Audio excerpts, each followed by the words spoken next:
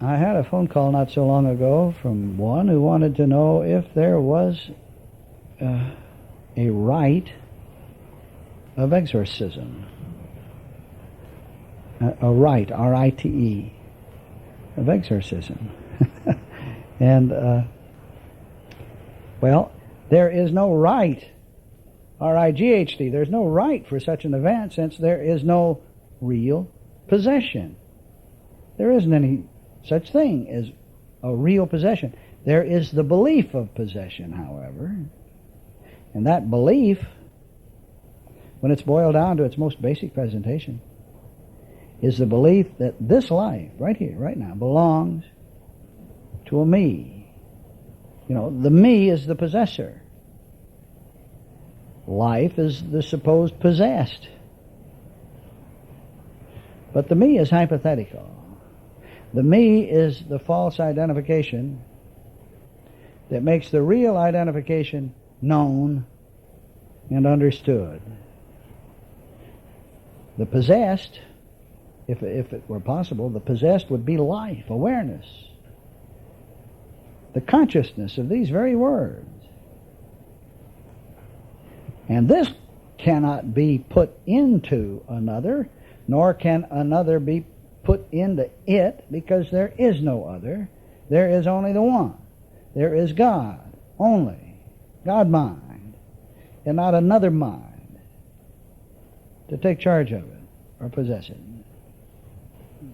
We don't deny there are appearances that indicate people are sometimes filled with an alien spirit that has them appearing to act in ways that are strange and foreign, unnatural, and so forth. Anger, it seems, can take one over, cause actions that it wouldn't be thought of otherwise. Jealousy certainly causes people to act as if they were possessed either of something or by someone. But what are all these appearings that we're talking about? But images included within awareness, and every image within awareness is a note of the symphony, leading directly or indirectly to the symphony itself. Possession, therefore, is the delineation of identity, which is all in all, existing alone. Allness has nothing outside itself by means of which it can possess or become possessed. Period. Well, I said period, but I've got something else to say about it. The primary one to be exorcised, the primary one to get rid of or to be exorcised is that pseudo one who says, my life, my awareness. You see, such an identity is purely fictional, serving to define the non-fictional real. Well, how does this fit into the statement about supply? That is, how does the top-down, beginning with God, concept of this awareness is the functioning of the divine mind, and isn't the possession, you see, of Bill or Rachel or Jeffrey Snagbottom or somebody. Well, how does this concept serve to say anything about the matter of supply? Well, listen now. Listen gently. Top down, God doesn't need anything that God isn't being. Also, God is all that is and needs that all that is in the same way the finished symphony needs each chord that constitutes its own being. So, viewed top down, nothing can be given, nothing taken away. Top down awareness. This very awareness, right here, right now, listening to these words, is the functioning of God mind. God mind and its functioning are one God mind. Now, no two-ness here. Mind and its functioning are one mind.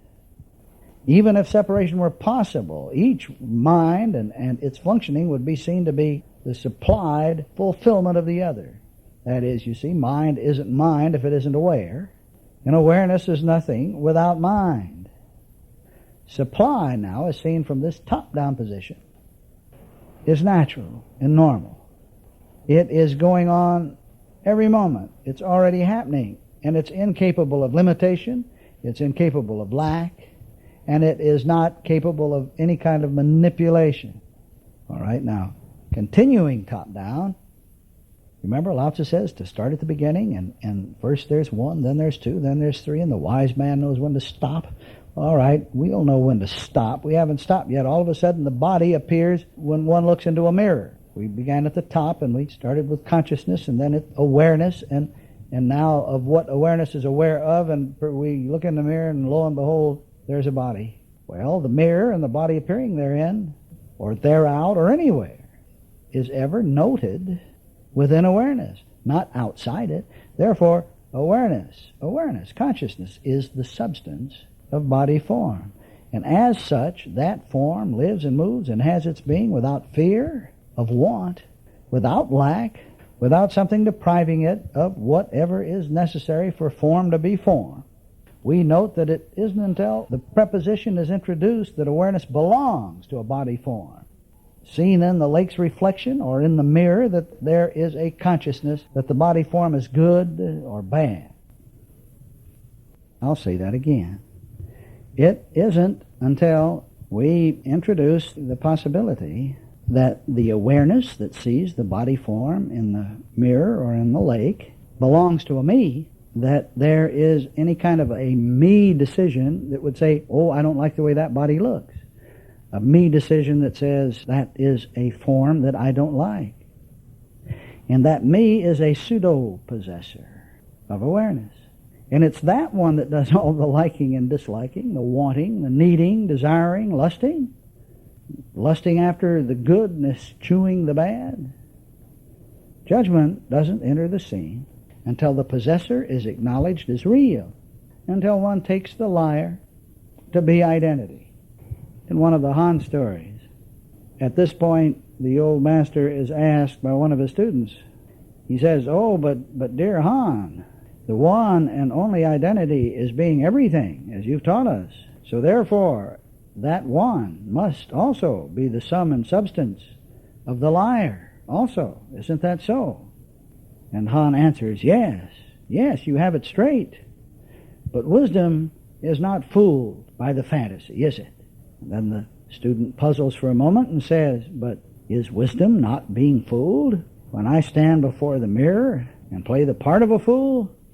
And Han answers, whether you play the fool or not, are you fooled by your own shadow? And whether you play the fool or not, can your shadow harm you? We awaken in the morning, it seems. Awareness is aware. Awareness is about the business of perceiving. God awareness. Not a Bill awareness or a Mary awareness or a Jane awareness. Just awareness is being aware. Now, awareness, it is the same awareness. If we look in the mirror and say, aha, this is my awareness of being. I am the owner, the custodian of this awareness. Well, now, it is the same awareness whether we do that last or not. But we don't have to become and play the part of the ego possessor of awareness. We can just be awareness.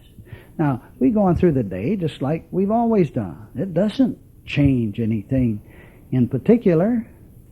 But oh, how different it is to see that since all things appear within awareness, and awareness is the substance of all things, that identity is just as big as the scene is, and how much different it is to go through the day with the entire scene, one's identity, and not just that little bag of bones called Bill or Jan or something else.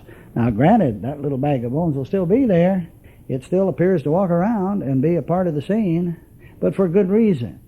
We can see that awareness has, in essence, been identity from the word go, and that to limit identity to the size of a bag of bones and give it a time when it was born, and worry about a time when the bag of bones is going to die, is to ignore the infinity that awareness is being.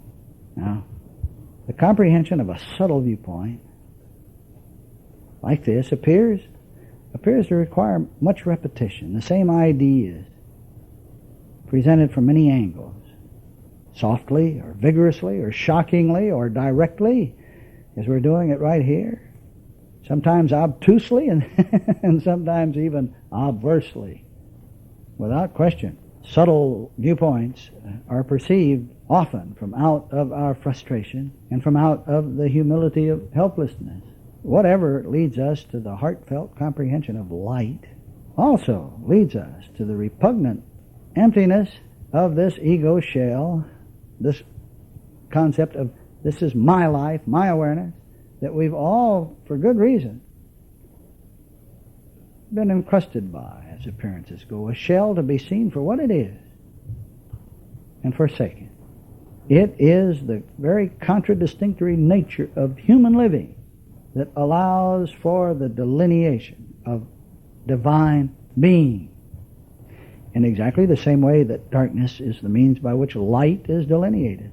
Were we all right here, right now, chickens in an incubator, having been bathed forever in the light of an incubator, would we know what light is and know it, infinitely know it, beyond all intellectualism, until somebody pulled the plug and for a moment is not light, or light's contradistinction called darkness became apparent? At that moment, light and what light is would be known by even those who didn't even care about it, didn't even want to know about it, wouldn't acknowledge the existence of it. Suddenly wisdom reigned upon the just and the unjust in that moment of darkness. And so it is that our humanhood is the means by which the divinity that is real is made plain. And those two are a single one. A single one. The tree and its shadow are one tree, but it's tree that has power and authority and love